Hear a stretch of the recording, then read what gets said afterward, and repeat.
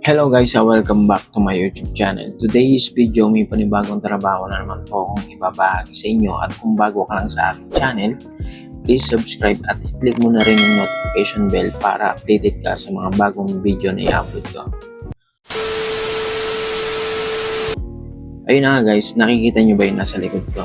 Ayun yung pangalan ng company na a-applyan nyo. Ngayon, yung mga trabaho na pwede nyong applyan at fit sa inyo, baka ito na yung pagkakataon nyo at ito na yung hinahanap yung trabaho para makapagtrabaho na kayo kung saan man kayo naroroon. Kung taga Santa Rosa ba kayo, Binyan, Don Pedro, Carmona, Cabuyao, ayan po, panoorin mo tong video nito hanggang dulo.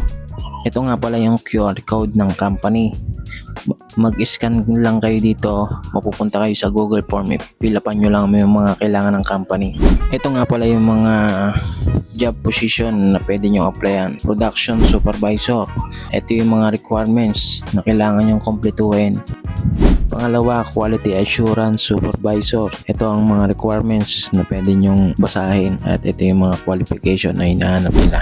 Pangatlo, SMT technician, ito yung mga requirements na pwede nyong kumpletuhin at ipasa sa kanila kung sakali na mag-a-apply kayo. Pang-apat, warehouse supervisor, ang requirements na hinahanap nila ay Bachelor of Degree, Business Administration, 3 years experience. Kailangan dapat may experience kayo bago kayo mag-apply. Panglima, manufacturing engineer, ito yung mga requirements, 3 to 5 years experience dapat.